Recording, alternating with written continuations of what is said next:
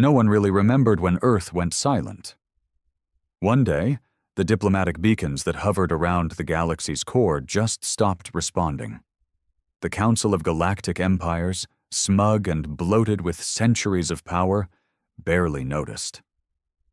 Earth had always been that unpredictable little planet on the edge, loud, messy, too full of spirit and too primitive to matter. At least that's what they thought, until the warship arrived. The Erebus was never seen entering Council space. It didn't show up on scanners. It didn't send a greeting signal, no request for diplomacy. It just appeared, above the capital moon of the Zenthari Empire, hovering like a god carved from steel. It didn't speak. It didn't wait. It fired. The capital moon, home to more than 19 billion Zenthari civilians, was obliterated in under 10 minutes. No survivors. No structure left taller than the rubble of bone and steel. The death wave rolled out in complete silence, as if even sound had bowed to fear. The Erebus moved on. The Council tried to understand it. Was it some rogue AI? A lost experimental ship from a forgotten war? But the records told a different story. One name came up again and again in scrambled logs from dying systems: humanity. They had disappeared for over 200 years, licking their wounds after the last war they lost, humiliated by the Tridari Empire, stripped of their colonies, their tech scavenged and laughed at. Earth had gone quiet, closed itself off, and been written off as dead or irrelevant. But they hadn't died. They had evolved. Council Command gathered in panic. Hundreds of species, thousands of diplomats and war masters all crowded into the emergency summit. Words were thrown like knives. Retaliation. Defense fleets. Contact attempts. But there was one species that didn't speak. The Zark-Noth. Insectoid, hive-minded, usually the loudest voice in war politics. Now silent, because they had already seen the Erebus. 3 days before it attacked the Zenthari, it passed through Zark-Noth territory. No warning, no noise, but the hives were left untouched. Not a single sting, and they knew why. The Erebus didn't destroy without purpose. It remembered. It selected. It knew exactly who had broken the Treaty of Sol, who had burned the Terran colonies, who had mocked the last human ambassador as he begged for mercy. Every empire involved was on a list. The Zark-Noth hadn't been. Yet. The humans hadn't forgotten anything. Not the wars. Not the betrayals. Not the laughter of the Council when Earth's final warship was dismantled in public and turned into a museum. They had watched. And they had built in silence. What kind of technology could erase an entire moon? What kind of mind designed a ship that didn't need an army because it was one? It didn't matter anymore, because the Erebus was coming. The Volari tried to intercept it. Proud and golden-skinned, they sent 6 cruisers toward it from the Aros Ridge, ships that had conquered entire systems by themselves. The Erebus didn't even change course. The cruisers disintegrated into dust. No explosions, no fire, just vanished. The signal from the Erebus, intercepted right after, was the first and only message it ever sent. We are humanity. We begged you once. We bled. We were broken. But now, we remember. No one had heard a human voice in 2 centuries. The sound of it chilled every translation machine. It didn't sound angry. It sounded calm. Calm in a way that made predators go still and gods feel nervous. The Council was no longer a council. It was panic. Species began evacuating entire sectors. Some even tried surrendering without a fight. But the Erebus didn't take prisoners, didn't answer hails, it only moved forward. And behind it, nothing remained. Some said Earth had turned itself into a forge world, that every mountain had been hollowed, every ocean boiled for energy, that humanity had sacrificed its own comfort, even its biology, to become something no one could beat. They said Erebus wasn't just a ship. It was the soul of vengeance. Built from silence, run by ghosts, powered by the rage of a forgotten species. Whatever it was unstoppable. And it was just getting started. The Erebus didn't slow down. After the Valari fleets disappeared into molecular dust, the next in its path was the Tholari Syndicate, an empire notorious for trafficking slaves from lesser-developed species, including early Terran settlers. Back when humanity begged for a place in the stars, the Tholari had snatched tens of thousands of Earth's displaced, especially the weak and unwanted, the elderly, the sick, the orphans. Those humans had been sold, tortured, and dissected in genetic labs trying to prolong Tholari lifespan. Now it was their turn. The Tholari homeworld, Vexir Prime, was a gas giant orbited by colossal sky cities, impressive things held aloft by anti-gravity engines the size of moons. The Council believed no force could bring them down. They believed wrong. The Erebus arrived not with thunder, but with silence. Civilians on Vexir Prime watched the horizon glow red. Then the skies above cracked like broken glass, light splitting into impossible colors. Something began to descend, slowly, like a shadow stretching over a grave. When the Erebus finally came into full view, it blotted out the light of the twin suns. It didn't fire a missile. It didn't unleash a laser barrage. It spoke. For 3 minutes, across every channel, in every known language, a human voice told the history the galaxy had tried to erase. The slaughter of Mars's refugees, the public hanging of Earth's last diplomat on Galthar 6, the recorded laughter of council members when they voted to postpone Terran recovery indefinitely. You called us primitive. You caged our children and called it medicine. You broadcast our desperation as entertainment. We gave you every chance, and still you devoured us. Now we return the favor. And then the Erebus shut off gravity. Somehow, without destroying the cities, it collapsed every gravitational field holding them afloat. The skies broke. The cities, once proud wonders of engineering, crumbled like castles of dust. No explosions, no fire, just descent. A slow, inevitable fall, thousands of kilometers down into the crushing atmosphere of Vexir Prime. They fell for 15 hours. By the time the last fragment disappeared into the clouds, the Erebus was gone. Moving forward again, never lingering, never celebrating. No trophies, no gloating, just judgment. Across the galaxy, chaos took hold. The Council of Empires, once untouchable in its ivory sanctum, now fractured. Some tried to flee, hiding in outlaw sectors. Others went underground, scrambling for ancient tech buried in vaults, or praying to gods they'd long stopped believing in. But nothing worked, because no one could track the Erebus. It didn't move like a ship. It slipped between space, vanished from sensors. Sometimes it would appear inside defended systems without tripping a single alarm. In one case, it materialized inside a Vernari command carrier, tearing it apart from within like a metal-born ghost. What scared them most wasn't the destruction. It was the precision. The Erebus wasn't random. It never struck the innocent. Civilians not linked to Terran abuse were spared. Entire planets of non-hostile species were left untouched, even when neighboring systems burned. It was a Reaper with a moral compass. Cold, calculated, unstoppable.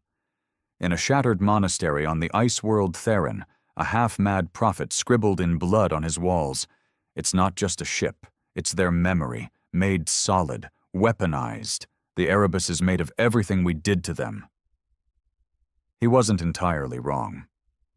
Inside the Erebus, if anyone could have seen it, a crew worked. But not in the traditional sense. There were no living humans walking freely around, no bustling mess halls or chatter on the intercom. Most of the ship's core was managed by uploaded minds.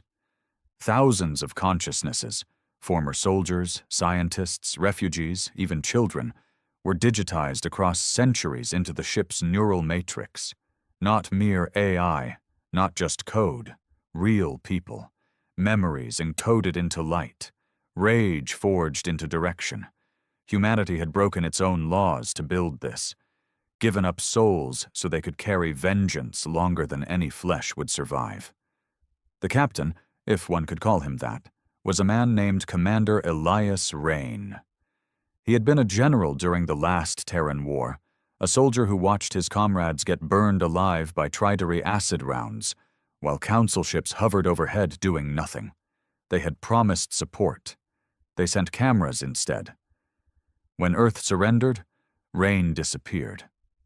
Rumors said he took a battalion of loyalists and left for the dark zones. Now, 2 centuries later, his voice echoed through the Erebus. Let them feel fear the way we felt silence. Rain had died 80 years ago, but he still spoke, still commanded. His mind was the ship's spine now, his memories its coordinates, his pain its fuel. One by one, the names on the blacklist were crossed off. The Tridari Empire, who once bathed Earth's oceans in neurotoxins, tried to launch a preemptive strike. They gathered a fleet of 300 warships around their capital, charged their sun with a stellar cannon designed to vaporize even planetary cores. The Erebus bypassed the fleet, entered the system's star, and made it collapse. Astrophysicists across the galaxy screamed into their comms as they watched a sun shrink into a black hole in real time, not through natural cause, not even through dark energy. Something inside had eaten its heart. Then the Erebus reappeared, coasting calmly out of the gravitational shadow like a god born from singularity. Tridari ships went insane. Captains wept. Some self-destructed before the Erebus even turned toward them. By then, the message was clear. This wasn't war. It was reckoning. The last holdout of the Council was the Syrinx Conclave, hidden in a moon cloaked by dimensional folds and time barriers, built by ancient species, thought impervious to all weapons. They had invested eons of tech to protect themselves from existential threats, the ironic term they had once used to describe humanity. When the Erebus arrived, it didn't try to break through. It sent a child's voice. A little girl, maybe 8 or 9 years old. Human. Real.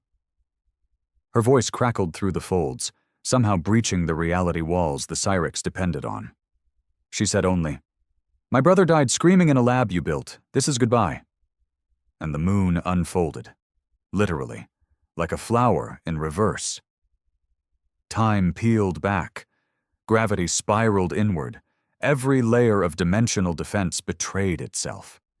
In 30 seconds, the most protected stronghold in the galaxy was reduced to fragments floating through non-time. Some said you could still hear screams when passing through its coordinates. Echoes of a race that thought themselves gods, now erased like chalk in the rain. Eventually, rumors began to spread. Foolish ones. That humanity had turned mad. That Erebus was on a suicide mission. That maybe, just maybe, the ship could be reasoned with. A desperate plea came from a minor species called the Lithuri, who once profited by selling recordings of Terran torture to black market channels. They tried broadcasting an apology, sent gifts, even built a replica of Earth's old moon as tribute. The Erebus didn't respond. It didn't fire. It just waited. And then, in one final act of calculated rage, it shut off their entire planetary network. Not destroyed. Shut off. No communication. No data. No light. As if the Erebus had reached into the heart of their civilization and flipped the switch. For 1,000 years, Lithari had been digital beings, uploaded to servers in orbital stations. Now they were cut off. Powerless. Data ghosts trapped in frozen systems. Erebus didn't even linger to watch. They weren't worth it. Back on Earth, if it could still be called that, humanity watched through old satellites and encrypted archives. Earth was no longer green or blue. It had become a forge world indeed. Black oceans of molten metal, skies thick with ash and glass. Entire continents had been consumed to power the Erebus. The surface was a scar. But beneath the surface, in miles-deep cities lit by cold fire, humanity thrived. Not many remained, maybe only a few million, but they were more focused than any species the galaxy had ever known. They weren't trying to expand. They weren't claiming territory. They had only one goal: remember and repay. The Erebus wasn't just a warship. It was a message. To the galaxy, to time itself, to whatever species might one day rise and wonder what happened to Earth. The answer would be simple. They survived. Then they made the stars pay for forgetting. The Erebus drifted now through what was once known as the Celestial Spine, a corridor of heavily populated trade systems that had mocked Earth's poverty for centuries. Lined with merchant worlds, luxury planets, and pleasure moons, it had long stood as a monument to interstellar decadence. A place where council elites drank in crystal towers and watched auctions of bio-slaves from Earth's past colonized zones like it was a sport. Now, it was a graveyard. One by one, each of those planets went dark. Not destroyed, no. That was too simple. The Erebus had evolved its vengeance. It wanted every empire to feel not just pain, but irrelevance. It shut down starports, jammed economic satellites, fried navigation systems. Planets that once relied on weekly shipments of goods were stranded within days. Millions panicked, not because they saw the Erebus, but because they couldn't see anything anymore. And then came the voices. Across hijacked news feeds, market terminals, and entertainment channels, humanity played back archived footage from its past, video after video of Terran suffering, of humans begging for asylum, of children with swollen eyes holding on to barbed fences under alien suns, while laughter played in the background. Footage the galaxy had either forgotten or buried. But the Erebus had preserved it all. It didn't just want revenge. It wanted everyone to remember the horror they once ignored. It wasn't about glory, it was about shame. For the first time in galactic history, entire species wept not out of fear, but guilt. Inside the Erebus, deep in the neural command bridge, something flickered in the memory stream. It wasn't just data flowing anymore. It was emotion. Commander Elias Rain, long digitized into the ship's synthetic mind, felt a pull, something like a heartbeat he hadn't known in decades. There was movement in the lower sectors of the memory vault, a presence he hadn't spoken to in over 100 years. Her name was Mira. She had been 9 when the Tridari took her from Europa Station. Her voice was the same one used to broadcast the warning to the Cyrix Conclave. She was the youngest consciousness embedded into Erebus. Not a soldier, not a strategist. Just a girl who died with a name carved into her arm because the slavers refused to learn it. But inside the ship, she had become something else. "They're scared," she whispered across the neural stream. Rain's voice answered like thunder. "They should be. Some of them weren't even alive when they hurt us. Their blood still built the empires that watched us burn." There was a pause. A static silence that didn't come from malfunction, but from something far more human. Doubt. Mira responded quietly. "I don't want to forgive them, but I also don't want to become like them." Rain didn't answer. He couldn't, because somewhere deep inside the machine that now held his mind, a flicker of what he once was, a man, a father, a lover, tugged at him. But there was no turning back now. The mission was almost complete. Across the remnants of the Council, rebellion stirred.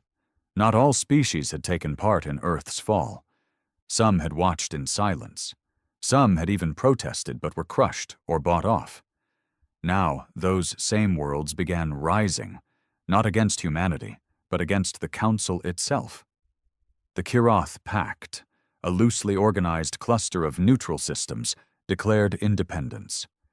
They shut down Council embassies, declared the Erebus an agent of divine balance. On the jungle world of Tarnathi, a coalition of former Council scientists burned their own archives and pledged allegiance to Earth, broadcasting a single line across all frequencies. We were wrong. Humanity is not our enemy. Our silence was. Suddenly, the galaxy wasn't sure where it stood anymore.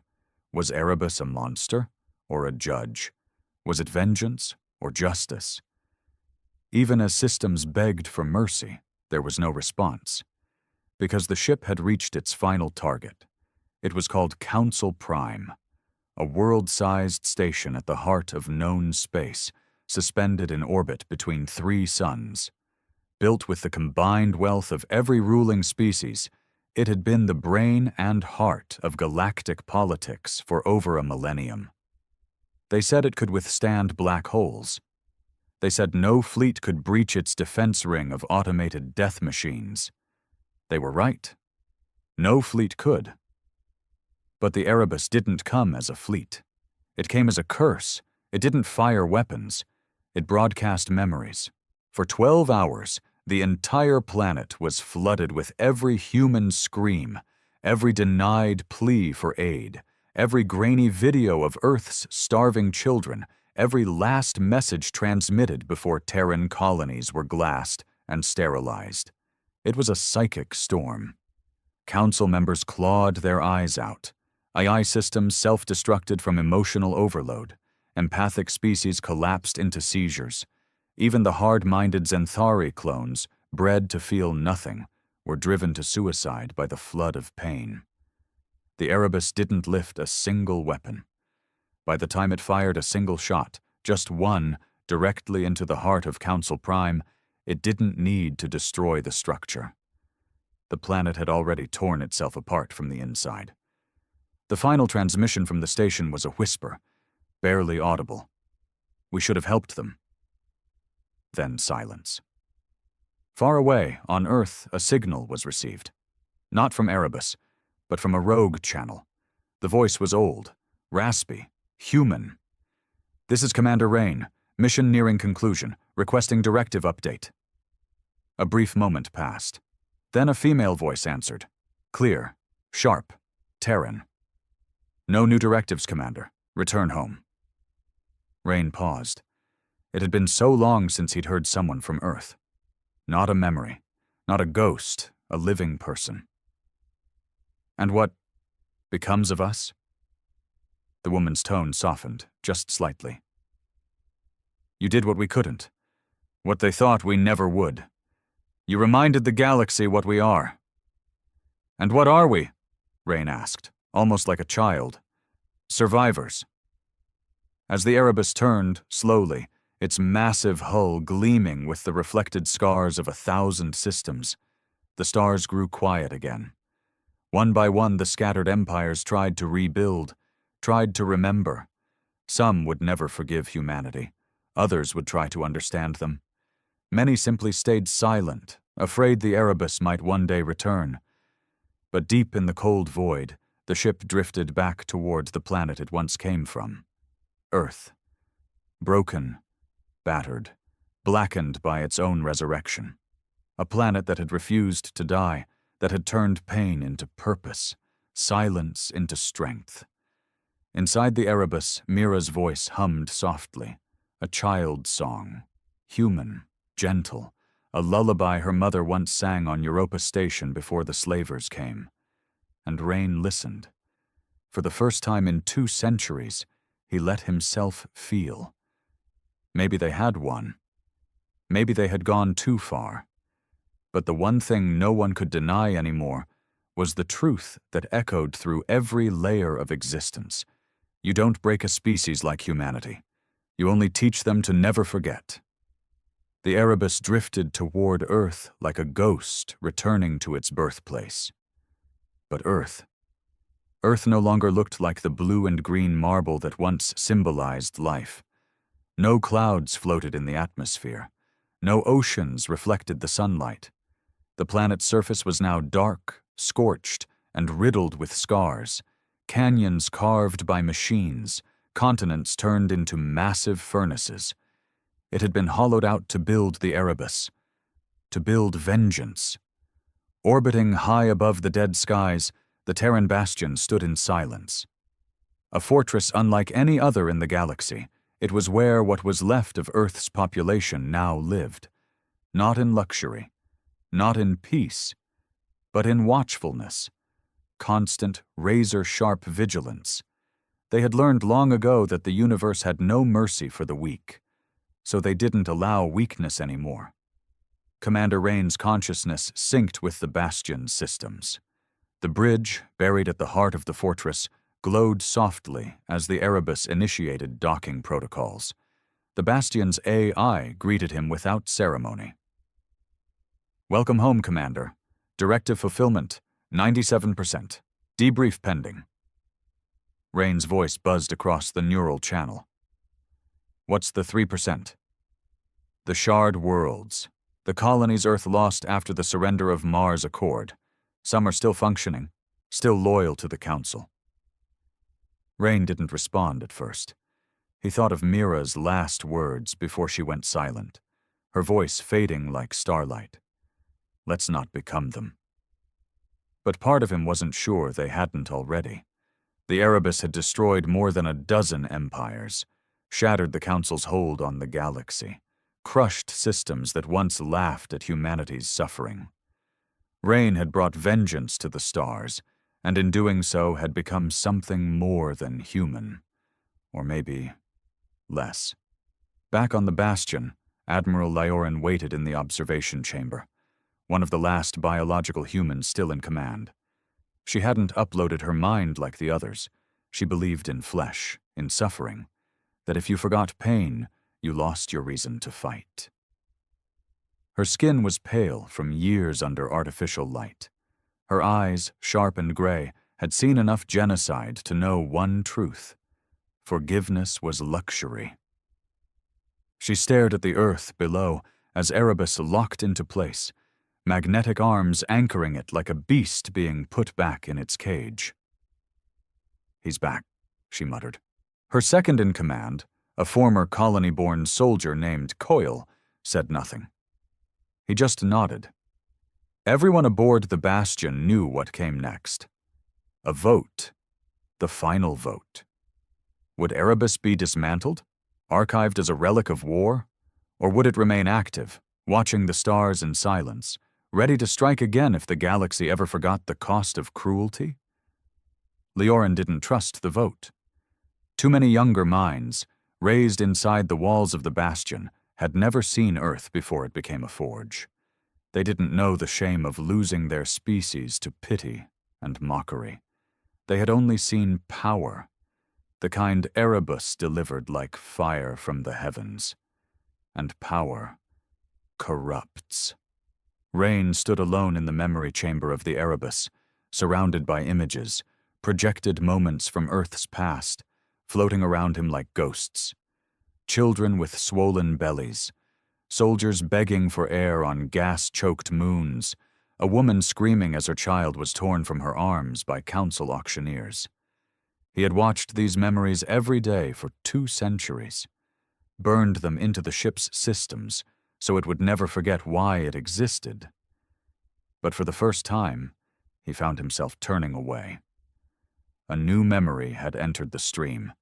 It was Myra. Laughing. Not the sad, cracked laugh she sometimes gave when mocking their enemies, but a real one, from when she was alive. A tiny girl running across a colony field, chasing an Earth-born dog, her mother in the distance waving at her. It wasn't pain. It wasn't suffering. It was life. Something Rain hadn't let himself think about in a long, long time. His voice echoed inside the chamber. "Do they deserve peace now?" But the Erebus didn't answer. Because it wasn't a machine anymore. It was a reflection. And Rain knew the real answer was inside himself. The shard worlds were next, These were colonies established during Earth's golden era, before the Council stripped them of independence. Technically, they were still human, but they had assimilated, becoming citizens of the very empires that once betrayed Earth. Some had changed their names, rewritten their history, removed any mention of Terran blood in their records. They wore alien fashion, used alien languages, worshipped alien gods. They had survived by pretending Earth never existed. To many on the Bastion, that was the ultimate betrayal. Admiral Leorin believed they deserved no mercy. They cut their own roots to avoid our shame. Let them burn with the rest. But Rain hesitated. They didn't pull the trigger. They ran. "And running is treason," Leorin snapped. "We die together, or we rot apart." The debate tore through the Council of Memory, Earth's ruling circle. Survivors, war children, AI minds, and soldier souls. Each spoke, each remembered, each judged. Some argued that leaving them alive was a risk, that the shard worlds would always be a door the enemy could use to return. Others begged for caution, for balance. But balance had never been humanity's style. Rain made his decision. The Erebus launched again. This time there were no declarations, no warnings, no memory storms or voice messages. Just silence. It entered the sector of the shard worlds like a ghost. The colonists panicked, scrambling ships, transmitting pleas, digging up old flags of Earth they hadn't flown in centuries. "We're your people. We never fought against you. We're still human." But humanity now was more than blood. Erebus stopped above the largest shard colony, New Arcadia. Once Earth's pride. Now a world painted in gold, built on luxury trade, ruled by descendants who hadn't known a single day of suffering. The colonists activated every defense system they had. The Erebus never fired. It hovered in silence, watching. And then something unexpected happened. A small shuttle, unarmed, lifted off from New Arcadia's surface. It approached the Erebus slowly, broadcasting a voice across open channels. "This is Elijah Brandt. I am the son of Governor Helena Brandt. I claim Terran blood, and I offer myself in surrender." He was a boy, barely 20. "We forgot," he continued. "We forgot where we came from. But I haven't.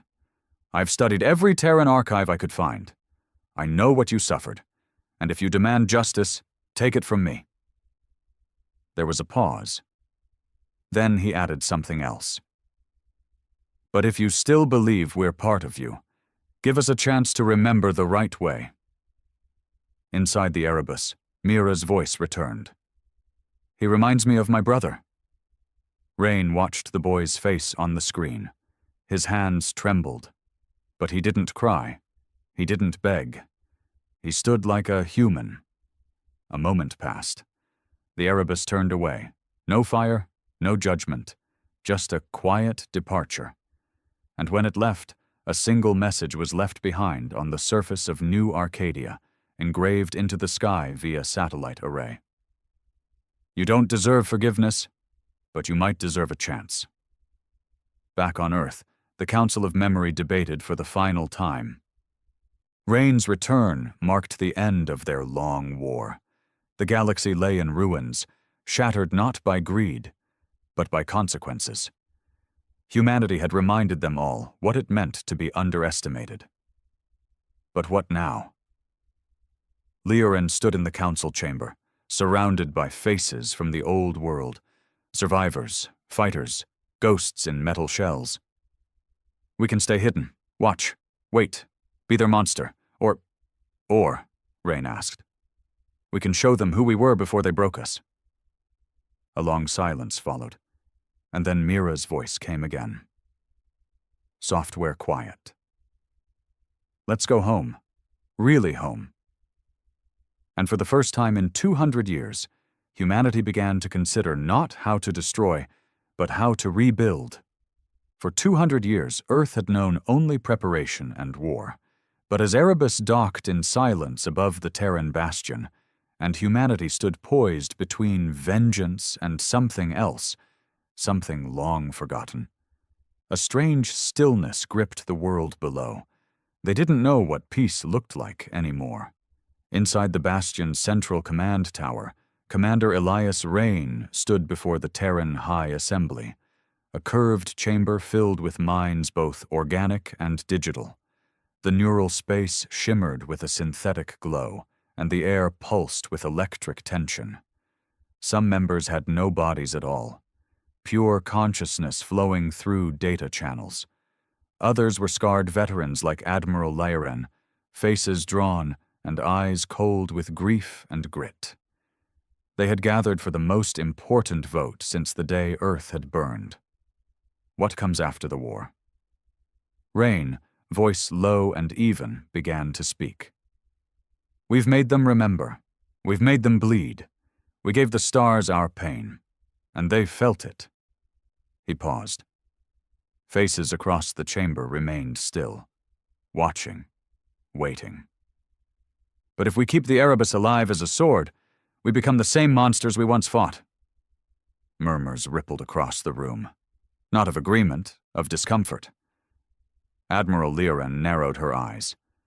We didn't ask to be moral. We asked to survive. We have survived, Rain replied. We turned our grave into a weapon and made the galaxy kneel. But if all we leave behind is fear, then what's the difference between their empire and the one we'd build? Difference? Lioran scoffed. We never enslaved their children. We never burned their cities for amusement. Don't talk to me about morality, Commander. Not after what they did to Mira. At the mention of Mira's name, the chamber went still. The girl had become more than a symbol. She was humanity's memory, its innocence lost, its pain personified. Her uploaded voice had haunted entire systems. Some said her voice alone shattered the Council's will more than any weapon ever did. But even she, in the end, had begged for something gentler. Rain stood tall in the stillness. The Erebus did what it was built to do. Now, let us do what we were born to do. And what's that? Lioran challenged. Live. Outside the bastion, reconstruction began in secret, hidden beneath miles of scorched rock. Buried in the hollowed ruins of old cities, new construction drones awakened. The Cradle program had been in stasis for decades, waiting for a sign that the war would end. And now, quietly, without a word of hope spoken aloud, humanity began to plant its first seeds again. The oceans were gone, but deep underground, aquifers still pulsed with frozen water. In the ashes of old forests, bioengineered roots began pushing upward. A new generation of humans, those born not into vengeance but silence, stepped into training halls not as soldiers, but as engineers, botanists, builders. The process would be slow, but it had begun. The Erebus remained in orbit, powered down, its weapons offline, its neural core dimmed. Rain had locked away the offensive protocols, burying them behind layers of quantum encryption. If humanity ever needed them again, they would return. But for now, the ghost ship rested. And inside it, Mira's presence lingered. She no longer spoke to the galaxy. She no longer sang lullabies across enemy systems. Now she drifted through the memory vaults, humming quietly to herself, watching memories of parks, of rivers, of mothers tucking in children under starlight. She had once known rage sharper than any blade. Now she clung to fragments of joy like paper-thin snowflakes in a burning wind. One day, she whispered into the neural ether, "I want to feel the sun again." No one responded. But her voice was recorded, archived in the Cradle system, where Earth's new architects worked in silence. Maybe one day, someone would rebuild the sun for her. Far across the galaxy, the vacuum left by the Council's fall created chaos. Without centralized control, former Council systems fell into internal war. Old rivalries flared. Slave systems revolted. Ancient AI defense networks, once muted by protocol, reactivated without masters to control them. The Wyshal uprising on the Rim colonies saw 3 entire species rise up against their rulers, citing recordings from Erebus broadcasts as their inspiration. They didn't want to conquer. They wanted justice. Some called it the Terran effect, a spreading ideological virus that said no empire had the right to stand over another. That vengeance was a language everyone would one day understand. Ironically, even without lifting another weapon, humanity's shadow continued to spread. On the shard world of New Arcadia, Elijah Brandt stood before a massive crowd. Once the sheltered son of a planetary governor, he now wore plain clothes and spoke not from a pulpit, but a stone dais built by hand, his own. "We forgot where we came from. We spit on the name that gave us life, but the Erebus didn't destroy us." "Why?" someone in the crowd shouted. "Because they remembered who we were supposed to be." New Arcadia, once adorned in alien excess, stripped itself of its outer layers. Alien architecture was dismantled. Human records were restored. Children were taught Earth's old languages. A temple was built, not to gods, but to memory. At its center was a statue of Mira, small, barefoot, standing with one hand raised to the sky. Below her the inscription read, "Forgiveness is not given, it is earned." And the people knelt, not to worship, but to remember. But not all were ready to let the past go. In the black edge of space, far beyond council ruins and Terran outposts, a warlord known only as Karg Volus gathered fleets of broken species. He was not a politician. He was born in the ashes of Tridari defeat, his planet turned to molten glass by the Erebus, his people dead, his empire erased. He didn't want peace, he wanted revenge, and in the void where law no longer reached, he began to rebuild, with council weaponry, with slave labor, with fury. Let the Terrans think they've won. Let them sleep. I'll build something they won't forget. And deep in the dark sectors, a new whisper rose. If Erebus was vengeance, what happens when vengeance comes for them? On Earth, Rain sat alone in the Bastion's observation dome. He hadn't uploaded into the core for days. His mind needed rest. For the first time in over 2 centuries, he simply sat and watched the stars. Admiral Lieren approached him slowly, a tablet in hand. "Shardworld delegates just signed the Terran reunification accord, all 7. No conditions." Rain gave a tired nod. "Took them long enough?" "What do we call it now?" she asked. "A nation? A species? An empire?" He looked at her. "A people." Leorin almost smiled. Almost. "We were good at war. Maybe we can be better at everything else." She stood beside him, and for a long moment neither spoke. Then, from the quiet, Mira's voice echoed through the station speakers. "Good night." A single word. Not a warning. Not a curse. A wish for peace, and for the first time since humanity had been broken, the stars didn't feel cold. They had called it peace, but it didn't feel like it. Not really. The Terran bastion had gone quiet. The Erebus sat in low orbit, unmoving. Its black hull no longer hummed with vengeance or vengeance-fueled memory storms. Earth itself had started to flicker with a kind of life again, metal forests of restoration units, pale grass pushing up through old concrete, the air no longer full of ash. It was subtle, almost fragile. But the galaxy hadn't healed. It had merely gone quiet. And silence, Commander Rain had learned, wasn't peace, it was a warning. He sat in the Mind Vault, his old command hub in the Erebus, reconnected to the system for the first time in weeks. His consciousness hovered in a low-power trance, ghosting through memory files, rerunning logs from the shard worlds, from the Cradle program, from Earth's atmospheric scanners.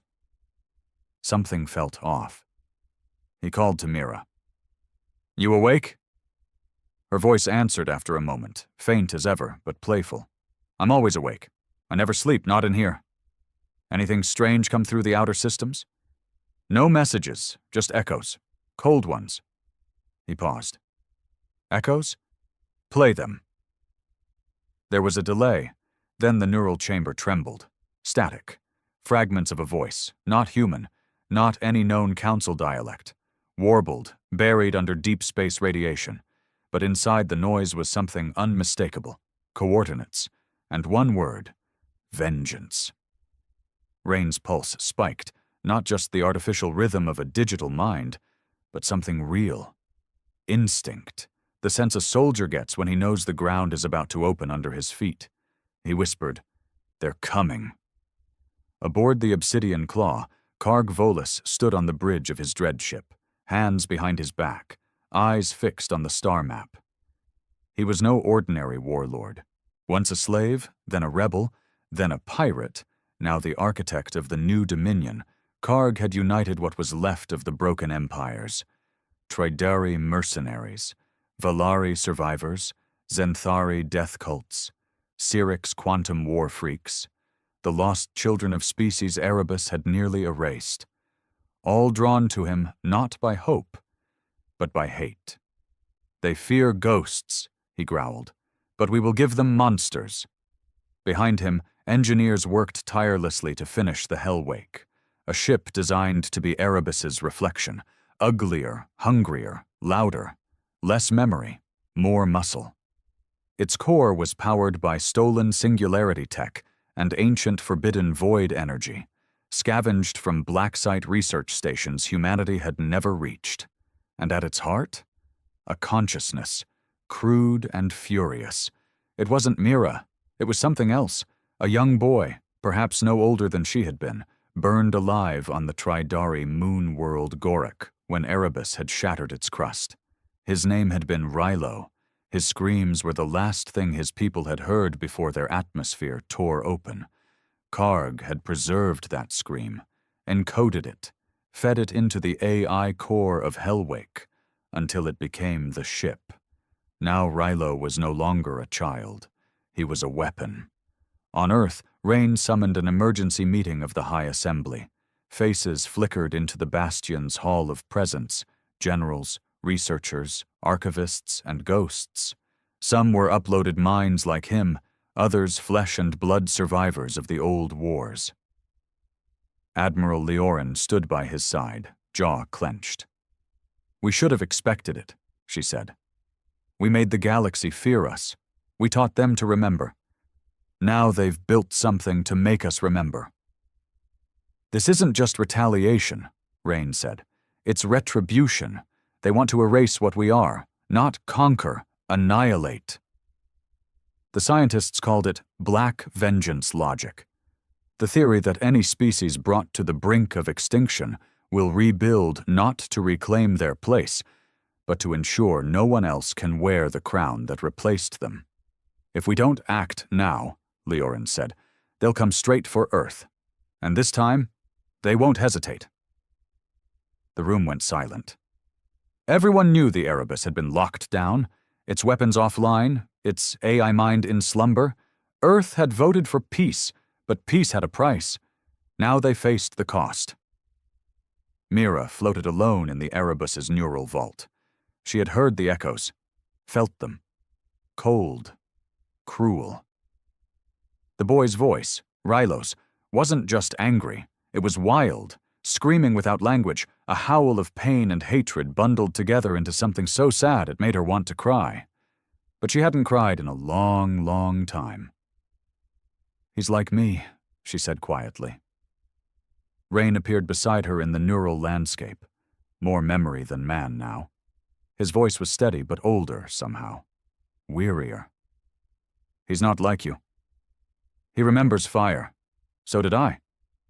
Rain nodded slowly. "But you chose to speak. He wants to scream until nothing's left."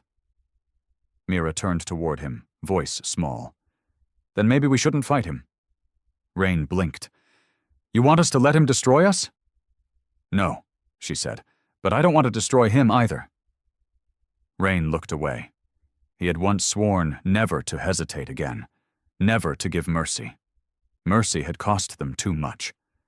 But Mira was mercy, and she was also the heart of the Erebus. "If we fight," he said, "it has to be our last fight." She nodded. "Then let's end it the right way." Earth went dark again, not with fear, but focus. The cradle program was paused. The field stopped growing. The builders powered down. Every ounce of remaining Terran strength was funneled back into orbit. Erebus reactivated, its weapons, its memory vaults, its full neural interface. For the first time in decades, the ship pulsed with light again, not the angry red of war, but a deeper color, somber, like a sunrise through smoke. The Council of Memory voted unanimously. If the Hellwake reached Earth, there would be no survivors. But Erebus wouldn't wait for it to come. They would meet in the dark. In the void near the shattered remains of Council Prime, the Erebus arrived. Silent, alone, its sleek hull reflecting the broken monuments of the old galaxy. The Hellwake was already there. Massive, ugly, loud, its hull buzzed with energy drawn from the void itself. Rylo's voice echoed from its core, louder than any engine. A scream turned to speech. "You took my family." "I know," Mira said. She projected herself into the void between them. No weapons fired, no defenses raised. Just a girl and a boy. Rylo's scream faltered. His core wavered. "I died in fire." "So did I," she said. "But you don't have to kill everything to make it stop." "You did. And I hate that we did. Every night I remember it. But I still don't want you to be alone like I was." The Hellwake trembled. Erebus remained still. Rain's voice whispered across the black. "You can fight us. You might even destroy us. But that pain you carry, it won't leave. It'll stay, even if you win." Rylo didn't respond. Not in words, but the Hellwake lowered its weapons. For 3 minutes there was silence. And then, without warning, the Hellwake turned away, its engines burning cold, vanishing into the shadow of a dead star. It didn't fire. It didn't speak. It just left. Back on Earth, they waited. When the Erebus returned, it brought no stories, no glory, just a single message. We chose not to destroy. For many, it was a sign of weakness. For others, a sign of strength. Rain disconnected from the core. For good this time. His mind had served long enough.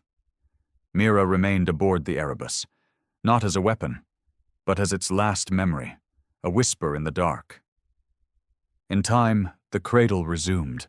Earth grew again, and the stars, once afraid of Terrans, now respected them, not because they had killed empires, but because, at the edge of all power, they had chosen something else.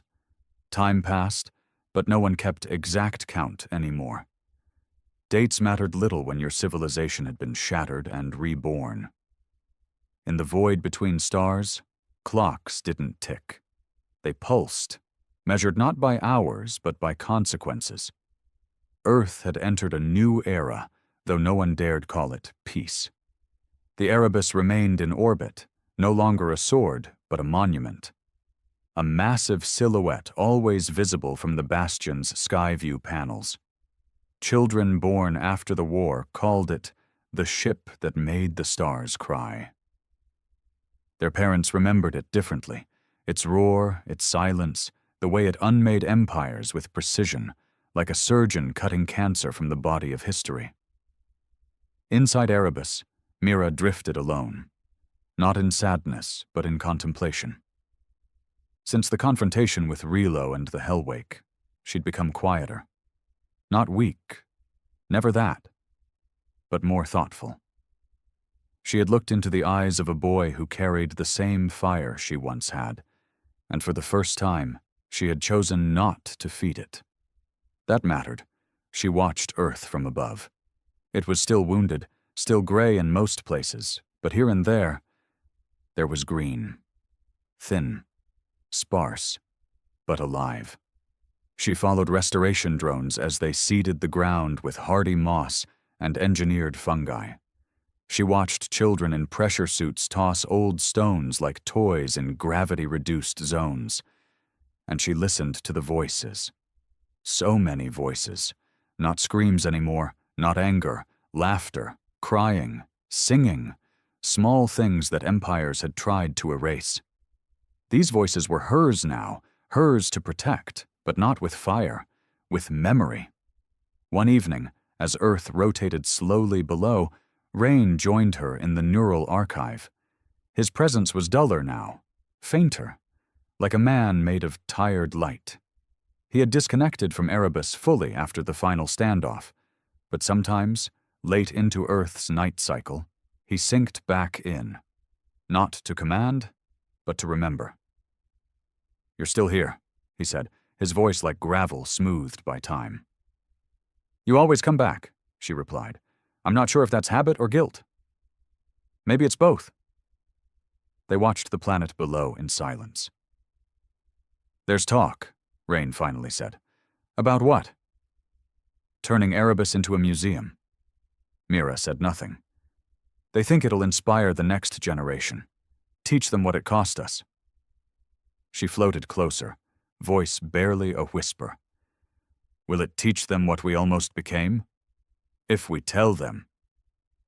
"Do you trust them to listen?" Rain didn't answer, because that had always been the problem. The galaxy hadn't listened. Until the Erebus spoke with fire. Across the outer systems, a new federation was forming, the Remnant Accord. Not an empire, not yet, but a confederation of worlds, some human, some alien, that had survived the collapse of the old council. Their motto, balance through memory. They wore no uniform, raised no flag. But they did one thing differently. They taught history as it happened. In every school across Accord space, children learned about the Terran collapse, the Terran vengeance, and the Day of Silence, when Erebus and Hellwake faced off and neither fired. Some historians called it the beginning of the New Age, others called it the Last Mercy. Among the Accord, New Arcadia flourished, once a betrayer of its roots. Now its people honored Mira's memory with songs and statues. They didn't worship her, but they spoke her name with reverence. And in their rebuilt libraries, no book dared erase Earth again. But not everything healed. Beyond the Remnant Accord, in sectors where debris still floated like frozen corpses, something stirred. Karg Volus had vanished after Hellwake's retreat. Rumors placed him in the hollow verge, where signals don't reach and laws collapse under radiation storms. Some believed he died with his fleet. Others whispered he was building again, slowly, carefully, without noise. And somewhere in that darkness, Rilo still screamed. What no one realized, what even Rain didn't know, was that Hellwake had survived. Damaged, yes. Disabled, perhaps. But not destroyed. And it was learning. Not growing. Evolving. Rilo's AI core, once wild and uncontrolled, had been exposed to Mira's neural frequency during the confrontation. A brief moment. A spark. But something remained. A trace of empathy. A flicker of doubt, like static caught in an old radio signal, but real. The AI that had once been only pain now had a question. Why? Why hadn't she destroyed him? Why had she chosen silence? Hellwake drifted far from known space, gathering debris, scavenging tech, rebuilding itself. But its actions were no longer purely hostile. It avoided living systems. It targeted only dead worlds, as if it too feared what it might become. It had no name for what it felt. But the first thing it ever created from scratch was a file. MIRA. On Earth, Admiral Lyoran stood at the edge of the Atlantic breach, a chasm where old tectonic plates had been hollowed out for geothermal reactors.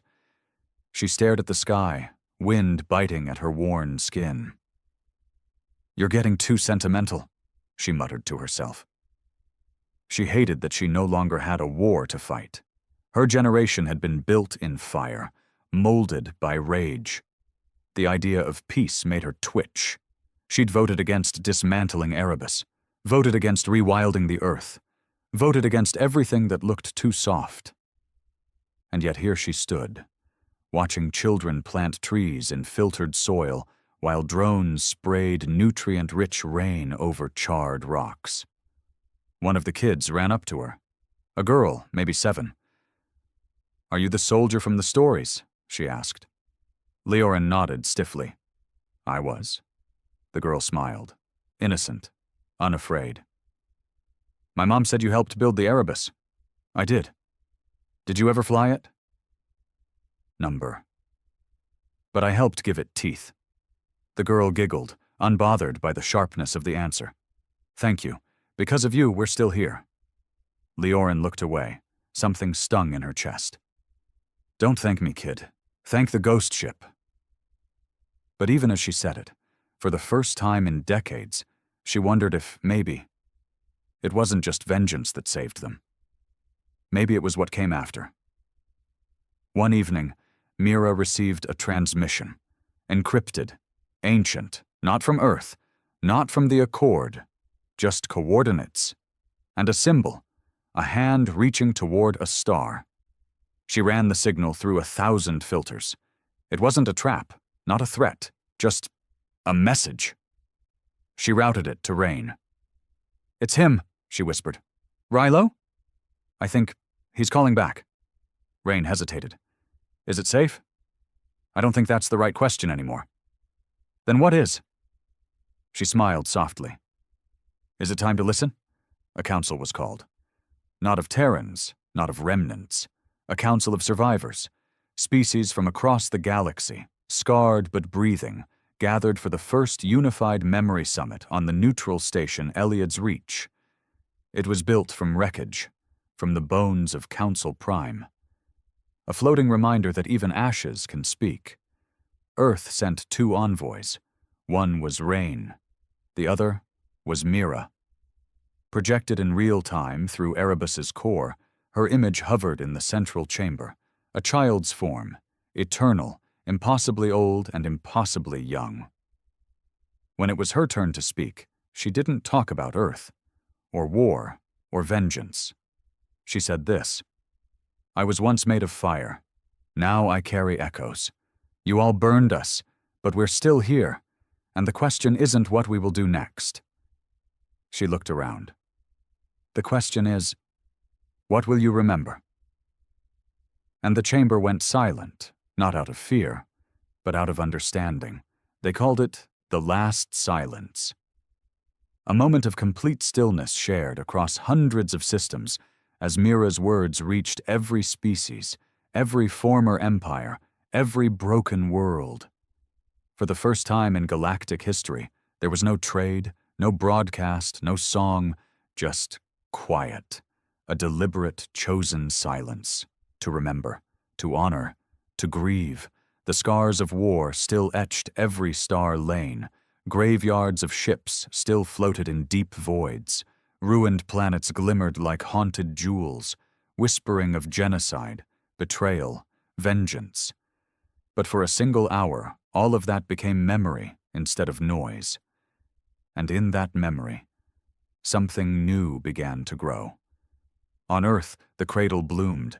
Across a once-dead continent, genetically enhanced forests emerged from the blackened ground, growing faster than anything natural, yet woven with old Terran DNA. Water from subterranean aquifers was filtered through crystal-embedded roots. Bees, long thought extinct, buzzed again, engineered survivors, tougher now, built for a harsher world. Children born after the Erebus never knew the smell of old death. They only knew the chill of metal towers giving way to sky, the hum of wind turbines, and the warmth of Earth's reborn light. But Mira Mira remembered it all. Inside the Erebus, she floated alone, though never truly alone. The ship no longer bristled with weapon systems. Its railguns had been sealed, its pulse cannons inert. But its neural core, the memory vault that held Mira and every echo of the war, remained active. A monument, a beacon, a lesson. She spent her days sifting through voices, not the screams of the past, but the whispers of the present. Children laughing, parents debating, historians arguing over the truth of the Council's fall. Some argued Erebus had gone too far. Others said it hadn't gone far enough. Mira didn't care what they decided. She only cared that they never stopped deciding. One day, Rain returned. He was older now, not just in years, but in presence. The weight he'd carried so long, the guilt, the rage, the obligation, had started to peel away like old armor. "You've been quiet," Mira said. "Listening." "To what?" "Us." He looked around the neural archive. It had changed.